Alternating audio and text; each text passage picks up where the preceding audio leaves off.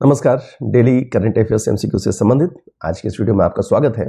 तो चलिए हम शुरुआत करते हैं इस वीडियो की अपने इस प्रश्न से कि एयर गन सरेंडर अभियान से संबंधित राज्य हैं। तो ए असम, बी बिहार, सी अरुणाचल प्रदेश और डी नागालैंड।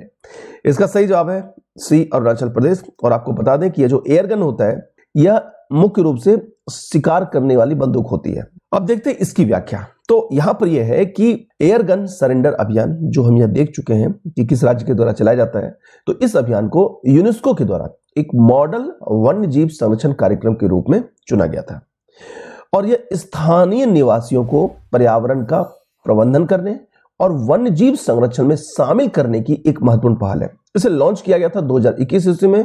लॉन्च करने वाला राज्य आप देख चुके हैं, वह है अरुणाचल प्रदेश।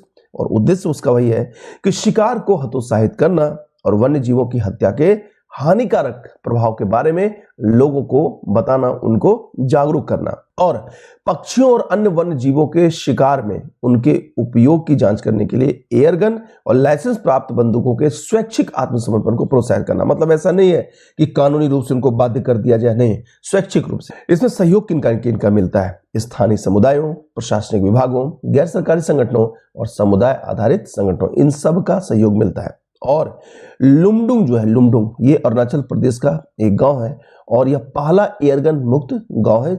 इस बात की घोषणा की गई है जहां 46 एयर गन सरेंडर कर दी गई। उसके अलावा इसमें अगर गतिविधियों की हम बात करें तो यहां पर मुख्य रूप से यह है कि बंदूकों के बिना पुरानी शैली में शिकार परंपरा को बनाए रखना भी इसका एक महत्वपूर्ण उद्देश्य है। और जंगलों के निर्माण में पक्षियों और जानवरों की क्या भूमिका होती है, इसके बारे में भी लोगों को बताना है।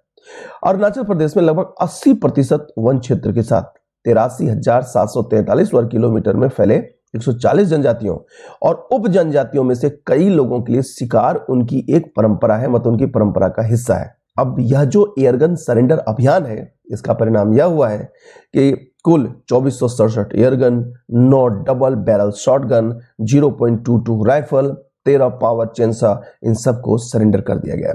पढ़ते अपने अगले सवाल की ओर। सवाल यहां पर है कि कौन सा शिक्षण संस्थान QS सस्टेनेबिलिटी रैंकिंग 2024 में शीर्ष भारतीय विश्वविद्यालय है? ए दिल्ली विश्वविद्यालय, बी बनारस हिंदू विश्वविद्यालय, सी IIT मद्रास और डी IIT कानपुर। क्या है इसका सही जवाब? इसका सही जवाब है ए दिल्ली विश्वविद्यालय। आइए देखते हैं इसकी व्याख्या को। तो दिल्ली विश्वविद्यालय ने दिसंबर 2023 में जारी QS सस्टेनेबिलिटी रैंकिंग 2024 में दुनिया भर में 220वां स्थान प्राप्त किया है। और इस रैंकिंग को प्राप्त करने के साथ ही दिल्ली विश्वविद्यालय ने देश के सभी IIT को पीछे छोड़ा है। मतलब सभी IIT को पीछे छोड़कर दिल्ली यूनिवर्सिटी ने यह स्थान हासिल किया है। इस तरीके से Delhi university QS sustainability ranking 2024 में शीर्ष भारतीय विश्वविद्यालय बन गया है। और इस QS सस्टेनेबिलिटी रैंकिंग 2024 में 95 देशों के 1397 संस्थानों को शामिल किया गया है। और QS सस्टेनेबिलिटी रैंकिंग 2024 में विश्व के शीर्ष 3 विश्वविद्यालयों के नाम देखिए कौन कौन से हैं। पहला नाम है टोरंटो विश्वविद्यालय, दूसरा है कैलिफोर्निया विश्वविद्यालय और तीसरा है मैनचेस्टर विश्वविद्यालय। एक नजर इस QS सस्टेनेबिलिटी रैंकिंग पर। तो यह दुनिया की सबसे बड़ी, ध्यान दीजिएगा, पर्यावरणीय, सामाजिक और शासन चुनौतियों से निपटने के लिए किसी संस्थान की क्षमता को मापने के लिए डिजाइन किए गए संकेतकों से युक्त यह एक मेथोडोलॉजी है, यह एक पद्धति है। और QS सस्टेनेबिलिटी रैंकिंग में यहां पर जो 9 स्टैंडर्ड्स दिए गए हैं, इन 9 स्टैंडर्ड्स के आधार पर शिक्षण संस्थानों की रैंकिंग तय की जाती है। 9 स्टैंडर्ड्स कौन कौन से हैं? तो देख लीजिए, पर्यावरण शिक्षा, पर्यावरण सस्टेनेबिलिटी, पर्यावरण शोध, शिक्षा का आदान प्रदान, समानता, रोजगार और इसके परिणाम, शिक्षा का प्रभाव, स्वास्थ्य और गवर्नेंस। बढ़ते हैं अपने अगले सवाल की ओर। ये रहा अगला सवाल कि प्रोफेसर वासिनी लारिडज किस क्षेत्र से संबंधित है? ए रसायन, बी भौतिकी, सी साहित्य और डी अंतरिक्ष। क्या इसका सही जवाब? सी साहित्य। क्यों है ये सवाल? यह इसलिए है कि प्रोफेसर वासिनी लारिडज साहित्य और कला के क्षेत्र में संयुक्त अरब अमीरात का ग्रेट अरब माइंड्स अवार्ड इन्होंने जीता है। रही बात ग्रेट अरब माइंड्स अवार्ड की, तो इसे अरब नोबेल के नाम से भी जाना जाता है। ग्रेट अरब माइंड्स पुरस्कार की अगर हम बात करें तो यह 6 महत्वपूर्ण क्षेत्रों में उत्कृष्ट उपलब्धियों और योगदान के लिए दिया जाता है, मतलब एक्सीलेंट अचीवमेंट के लिए और एक्सीलेंट कंट्रीब्यूशन के लिए दिया जाता है। ये 6 क्षेत्र कौन कौन से हैं? प्राकृतिक विज्ञान पहला देखिए, दूसरा इंजीनियरिंग और प्रौद्योगिकी, तीसरा साहित्य और कला, चौथा वास्तुकला और डिजाइन, पांचवा अर्थशास्त्र और छठा चिकित्सा। और इन क्षेत्रों में महत्वपूर्ण योगदान देने वाले व्यक्तियों को अरब समाज और मानव प्रगति पर उनके प्रभाव के लिए पुरस्कृत किया जाता है। उसके बाद अगला क्वेश्चन यहां पर है कि निम्नलिखित कथनों में से कौन सही है? पहला कथन है कि विद्युत मंत्रालय ने कार्बन क्रेडिट ट्रेडिंग स्कीम में संशोधन पेश किया है, और दूसरा, संशोधन ने क्रेडिट सृजन में गैर बाध्यकारी संस्थाओं को सशक्त बनाने के लिए एक ऑफसेट तंत्र पेश किया है। सही कोड का चुनाव करना है। ऑप्शन ए केवल पहला, ऑप्शन बी केवल दूसरा, ऑप्शन सी पहला दूसरा दोनों, ऑप्शन डी इनमें से कोई नहीं। तो इसका सही जवाब क्या है? इसका सही जवाब ऑप्शन सी, पहला और दूसरा दोनों। आइए देखते हैं इसकी व्याख्या को। तो दोनों कथन जो कि सही है, तो इसलिए दोनों के दोनों स्टेटमेंट हमें यहां पर सही रूप में दिखेंगे। तो बिजली मंत्रालय ने या विद्युत मंत्रालय ने कार्बन क्रेडिट ट्रेडिंग स्कीम में संशोधन पेश किया है। तो अब ये सवाल आता है दिमाग में कि ये कार्बन क्रेडिट ट्रेडिंग स्कीम है क्या? तो आपको बता दें कि विद्युत मंत्रालय ने घरेलू कार्बन बाजार को विकसित करने के लिए कार्बन क्रेडिट ट्रेडिंग योजना 2023 को नोटिफाइड किया है, अधिसूचित किया है। क्यों किया है?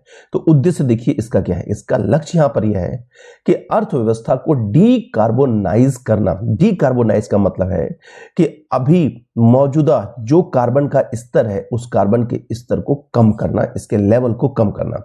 मतलब कि 2023 तक 2005 के स्तर से उत्सर्जन में 45% की कटौती करने के लिए यह कार्बन क्रेडिट ट्रेडिंग योजना यह प्रतिबद्ध है। तो इसे हमें दिमाग में रखनी है।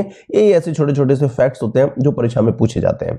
अगला देखिए इसमें क्या है कि यह जो संशोधन है यह कार्बन व्यापार के लिए भारत के एक इंडिपेंडेंट स्टैंडर्ड स्थापित करने की दिशा में एक महत्वपूर्ण कदम है। और कार्बन व्यापार के संदर्भ में बस आप इतना देख लीजिए, हर एक देश के द्वारा कितना कार्बन का उत्सर्जन किया जाएगा उसकी अपनी एक निश्चित सीमा तय है। तो अब यहां पर यह है कि कई ऐसे देश हैं जो उस निश्चित सीमा से ज्यादा कार्बन को उत्सर्जन करते हैं, कई ऐसे देश हैं जो इस निश्चित सीमा से कम कार्बन उत्सर्जन करते हैं। तो जिन देशों ने निश्चित सीमा से ज्यादा कार्बन उत्सर्जन किया है, तो फिर वो कार्बन को खरीदते हैं उन देशों से जिन्होंने की कार्बन का उत्सर्जन निश्चित सीमा से कम किया है। लेकिन ये खरीदने और बेचने में क्या इन्वॉल्व रहता है? इसमें इन्वॉल्व होता है पैसा, इसमें इन्वॉल्व होता है मुद्रा, इसीलिए हम इसे बोलते हैं कार्बन ट्रेडिंग।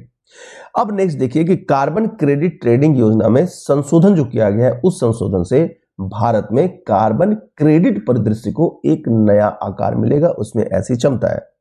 और यह जो संशोधन किया गया है वह क्रेडिट सृजन में, आप सारी चीजें सोचिएगा किसके तरीके से, कार्बन के हिसाब से या कार्बन उत्सर्जन के हिसाब से या कार्बन उत्सर्जन में लेन देन के हिसाब से। तो क्रेडिट सृजन में गैर बाध्यकारी संस्थाओं को, मतलब वैसे संस्था जो संस्था बाध्यकारी नहीं है कि उनको भाई कार्बन के एक स्तर को मेंटेन करना ही है, तो उस संस्थानों की बात हो रही है, उसको सशक्त बनाने के लिए एक ऑफसेट तंत्र पेश किया गया है। क्या होता है ऑफसेट तंत्र? देखिए, तो कार्बन ऑफसेटिंग यह एक ऐसा प्रोसेस होता है जिसमें वायुमंडल से कार्बन डाइऑक्साइड या अन्य ग्रीन हाउस गैस उत्सर्जन को कम करना या हटाना शामिल है।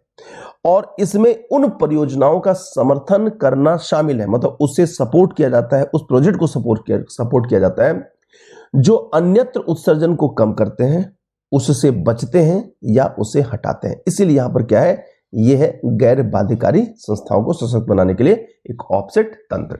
बढ़ते हैं अपने अगले सवाल की ओर। यह रहा अगला सवाल कि सेबी ने बॉम्बे स्टॉक एक्सचेंज अध्यक्ष के रूप में निम्न में से किसकी नियुक्ति को मंजूरी दी है? ए अनिल कुमार सिंह, बी अजय प्रताप, सी रंजीत सिन्हा और डी प्रमोद अग्रवाल। सही जवाब ऑप्शन डी प्रमोद अग्रवाल। आइए देखते हैं इसकी भी व्याख्या को। तो सेबी ने बॉम्बे स्टॉक एक्सचेंज के अध्यक्ष के रूप में प्रमोद अग्रवाल की नियुक्ति को मंजूरी दे दी है। जो प्रमोद अग्रवाल है कोल इंडिया के पूर्व प्रमुख ये रह चुके हैं और इनकी नियुक्ति 17 जनवरी 2024 से प्रभावी होगी और वे जगह लेंगे एसएस मुंद्रा की। रही बात सेबी की, तो सेबी भारत सरकार की एक वैधानिक संस्था है। अगर हम इसके फुल फॉर्म की बात करें तो securities and exchange board of India, और हिंदी में भारतीय प्रतिभूति और विनिमय बोर्ड। इसकी स्थापना हुई 12 अप्रैल 1988 ईस्वी को और इसका मुख्यालय है मुंबई में। उसके बाद बॉम्बे स्टॉक एक्सचेंज की अगर हम बात करें तो बॉम्बे स्टॉक एक्सचेंज भारत और एशिया का सबसे पुराना स्टॉक एक्सचेंज है, जहां पर कंपनियों के शेयरों की खरीद बिक्री की जाती है और यह महाराष्ट्र की राजधानी मुंबई में स्थित है और इसकी स्थापना की गई 1875 ईस्वी में। तो इस प्रकार डेली करंट अफेयर्स एमसीक्यू से संबंधित आज के इस वीडियो में हमने जो भी प्रश्न देखे हैं वो प्रश्न परीक्षा के दृष्टिकोण से काफी उपयोगी है। इसके साथ ही इस वीडियो को हम यहीं समाप्त करते हैं, फिर मिलेंगे नई जानकारी के साथ। नमस्कार। Don't forget to like, share and subscribe to our channel and press the bell icon to never miss an update.